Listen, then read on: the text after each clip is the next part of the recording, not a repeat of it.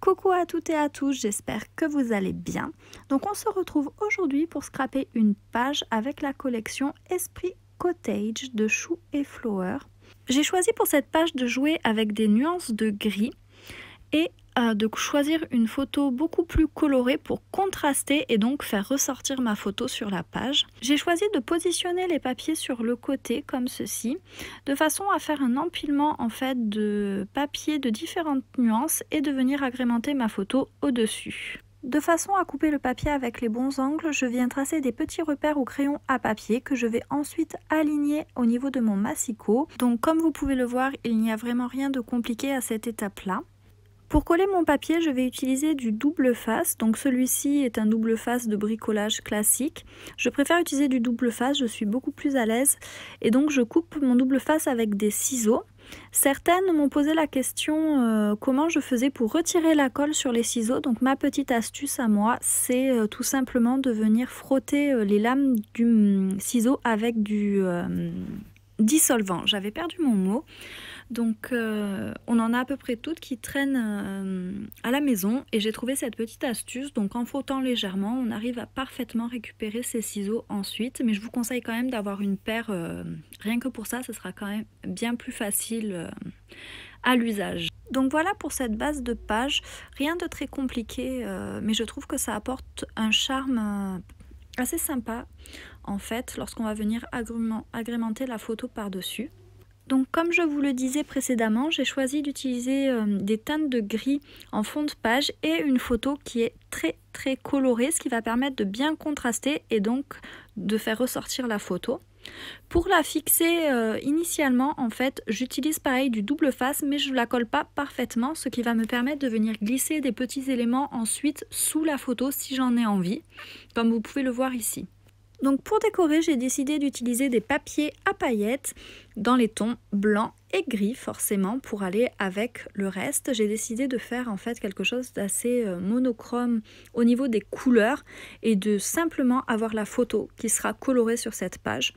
Donc j'ai utilisé un dies de la collection hors saison de Florilège Design et comme vous pouvez le voir, j'ai pas mal changé de disposition avant de trouver une position qui me paraissait pas trop mal.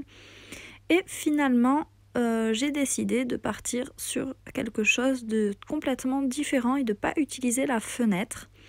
Mais j'aime bien le rendu, je trouve ça original. J'ai ensuite ajouté la petite feuille, je trouvais que c'était sympa en plus, comme ceci.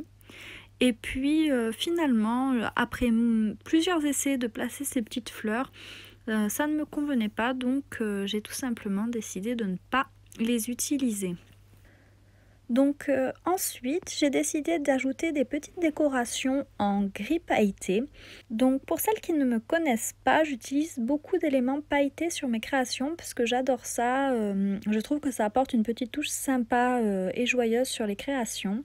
Donc disons que certaines de mes copines m'appellent Madame Paillette parce que j'adore les paillettes et j'en ai partout. Même mon sac à dos est pailleté, donc c'est pour vous dire. Tous ces petits éléments viennent d'une planche de dies de la collection Pôle Nord de Mes Petits Ciseaux. J'adore les détails qu'il y a sur les petits dies. Honnêtement, c'est vraiment super chouette. Donc ensuite, j'ai décidé d'ajouter du tamponnage pour compléter un petit peu ma page. Donc pareil, j'ai utilisé la collection Pôle Nord de Mes Petits Ciseaux. Et j'ai ajouté donc 2 tamponnages différents. Alors là vous allez voir, j'ai beaucoup cherché comment le positionner parce qu'en fait je me faisais pas du tout confiance pour réussir le tamponnage à cet endroit là avec la différence d'épaisseur de papier. C'était un petit peu le défi. Et puis bien sûr, j'avais une idée en tête et j'arrivais pas à le visualiser ailleurs, donc j'ai pris mon courage à deux mains, on va dire, et j'ai tenté le tamponnage au-dessus de la feuille, mais j'ai eu très peur et heureusement pour moi, tout s'est bien passé. Donc j'ai quand même vraiment appuyé, je faisais trembler toute ma table tellement j'appuyais fort pour essayer de réussir le tamponnage à cheval sur les feuilles. Et finalement, ma photo était trop basse, donc je l'ai remontée légèrement. Donc c'est aussi l'avantage de ne pas avoir mis du double face sur toute la photo, c'est qu'on peut la retirer pour la déplacer un petit peu si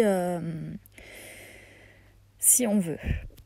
Donc après avoir collé finalement tous les petits éléments, je trouvais qu'il manquait encore un petit quelque chose et j'ai ajouté les étiquettes en bas de ma photo de la dernière collection de Comptoir du Scrap et le dernier petit coin en haut pour fignoler un petit peu la page.